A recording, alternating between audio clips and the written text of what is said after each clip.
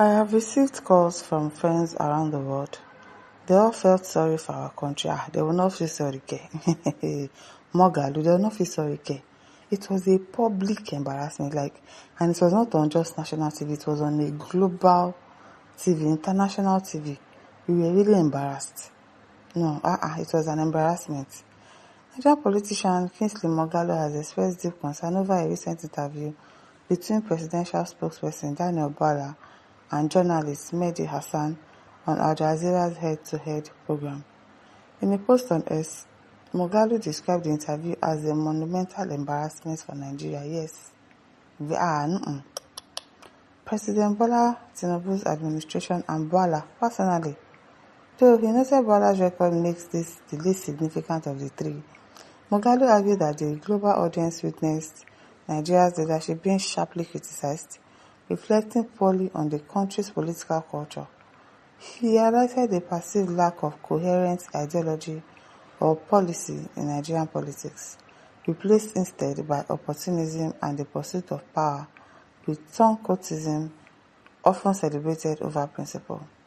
He also criticized the administration's choice of spokesperson, suggesting that loyalty is prioritized over competence. Yes, they don't pick people that are competent, they pick them because, it's their reward for so-so thing that they did. It's their reward for so-so thing that they did. Meanwhile, they are not qualified for the job. They are not. It's based on, loyalty. He's loyal, so let me reward him with this. Appointing former opposition figures who had previously made personal attacks on the government, Moghalu noted, undermines credibility. In Bwala's case, this led to difficulties defending the government record without resorting to misleading statements. Moghalu emphasized that more capable and principled individuals often represent Nigeria effectively on the international stage, allowing discussions to focus on government performance rather than a spokesperson past position. He added that he had received numerous calls from friends around the world, all expressing shock and sympathy for Nigeria. Yes, because they'll be like, are these the people leading you? Are these the people in charge of your welfare and all of those things in your country? It don't be for now. As it was really a disgrace, as in they go the pity us here now they suffer. It was a sad day for our country. I've received several calls from friends from various countries around the world. All were in shock and felt sorry for our country to be put in such a spot, Moghalu said.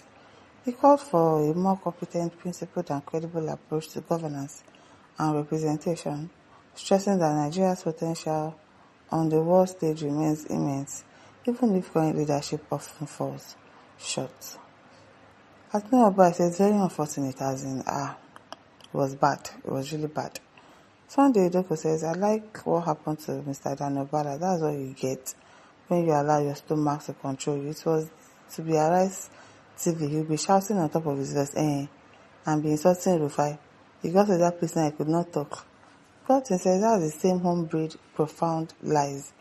His likes like Kweno, FFK, Ononuga, and many more idiots within the corridors of power, fortunately messing up the nation. The same birds of the same feather flocks together, and same goes with the Agbero in Asovela, who severally declared he's not interested in Nigeria because he's not united, and later changes narrative.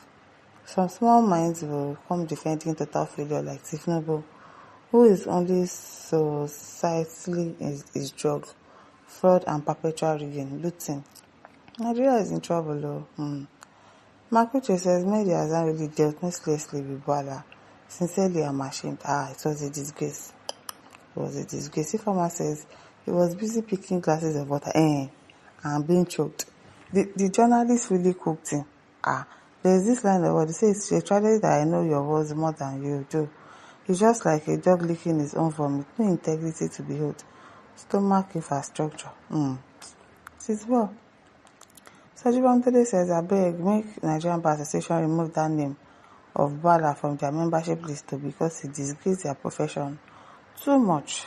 Can't the right statement yesterday? I'm like, what are you go explain tire? You go explain. Say that was not what the guy said they were going to interview him on. They already prepared for something else, but the man shocked her. He didn't know that it was him that they were going to be really talking about. He wanted to come and be defending APC and be telling lies oh, they are doing this, they are doing that. But the man came out to him in a different way. He didn't believe it. Femi says, oh, P.O., see what you have caused again now. Or are you not the one responsible for this embarrassment? I beg, stop, what's your problem? It is well. Abolade David says the truth is Bwala covetously fell into that Tinubu's trap of political casualties and got his future political ambitions destroyed. Igwe says thanks for speaking the truth. Anna says Bwala should have saved himself by giving a direct answer that it was not propaganda against him, which is the norm in any political atmosphere anywhere in the world, instead of disgracing himself like saying, I didn't say it. Oh, when did I say that? You said it. And there are evidences. Complete disgrace. He messed himself up completely. I'm telling you. Isaka says Bwala is a disgrace to Tinubu because he's the one who appointed him. They think they can run and leave their shadow. It is not possible. Absalom says Bwala is a hypocrite. He denied everything he said. You would think he was fighting for the betterment of the country, not knowing that it was all about his belly. Useless people everywhere, across party lines. FFK, El-Rufai, and now Bwala. It's good for them.